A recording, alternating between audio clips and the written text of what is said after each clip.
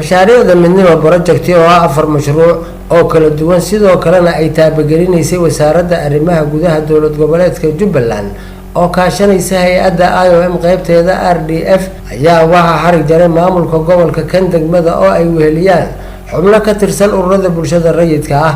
aadan siraad maxamuud gudoomiye ku-xigeenka degmada Garbahare ayaa ugu horeyn ka warbixiyay mashaariicdan ay xarig jarayaan. marka hore Allah subhanahu wa ta'ala mahad u celinayna marka xigana waxaan salaamayaa maamulka gobolka kan degmada ururka haweenka heer gobol iyo heer degmo muxuu ahaay hay'adda OIM oo hadda la joogto mashruucan aan furi rabno ayada garwadeenka ka ahayd kambaniyada kala gedisan mashaariicdan uga faa'iideeyay degmada Garbahare saraakiisha booliska dhalinyarada iyo dhamaan marti sharaf kala gedisan ee halkaan isugu timid waxaan ku salaamayaa salaanta islaamka assalaamu calaykum waraxmatullaahi tacaala wabarakaatuh. salaan kadib halkaan maanta waxaan u nimid mashaariic kala gedisan oo ka soo socotay labadii bilood oo u dambeysay degmada Garbahare oo kala ah meesha hadda aan taaganahay oo MCA laga dhisay ay yeelanaysa degmada Garbahare kawaan laba hool ka kooban oo loo dhisay gabdhaha ka ganacsada hilibka iyo muxuu ahaay iskuulka dugsi hoose dhexe ee Google asagana laga dhisay ilaa 4 qol iyo 5 musqulood.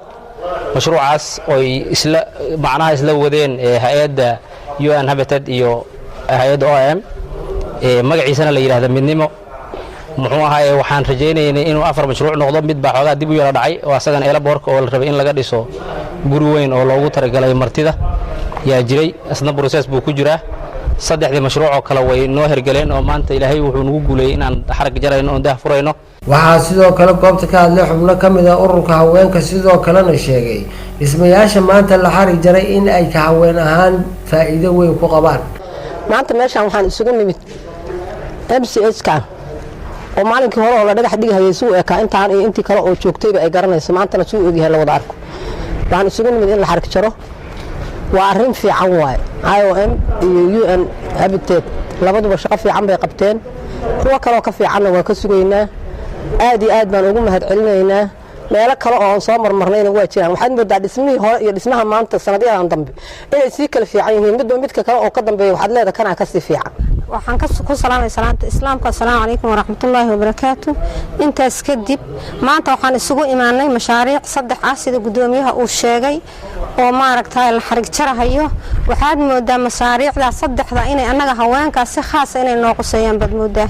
waxaan kala halkaan inaan uga mahad celiyo aan jeclahay wiilka walaalkana ee dhulkan ugu deeqay maxay ahayd MCH-kan si khaas ah ugu mahad celinayaa. 3 mashaariic si khaas ah inay noo quseeyaan bad moodaa anaga haddaan haween waana ku taageeraynaa labada hay'adood oo noo dhisay 3 mashaariic oo la quseeyo. 3 mashaariic mid caruurtanadi baa dhiganaysa mid waa midka anagu ilmaha biilkooda aan ku raadsanaynay oo maaragtay ahaa kawaanka hal nin ama dhex taagno waxa loo dhisay oo hay'adda caawisay haweenka weeye. midkaana waa midka anaga khaaska noo ahaa oo loogu talagalay haweenka in lagu caawiyo caruurta dhalmadooda caafimaadkooda lagu dhiso loogu talagalay weeye. arrinna farax galinaysa weeye. hay'adda waa uga mahad celinaynaa labadeeda qaybood waa u mahad celinaynaa waa ku faraxsanahay.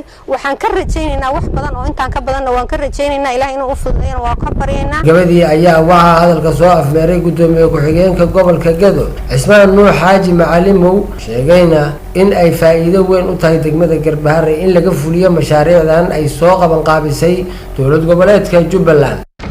وسلام يا وحنا كسلام سلام السلام السلام عليكم ورحمة الله وبركاته وحيا لي هذا مجا هذا midnimo waxaa lagala tashtay dhismayaalka bulshada reer Garbahare goobaha 4 goobood ay ahayd in loo dhiso midnimo markii laga tashtay 4 goobood meel waxay ahayd laboorka meel waxay ahayd kawaanka meel waxay ahayd isbitaalka aan joogno meelna waa iskuulka Google 3 dhismo way noo fushay midna wuu noo rahmayo eelaboorkii iyo dib buu maxaan ku raahdaa laga dhisi doonaa wajiga labaad ayuu gali doonaa.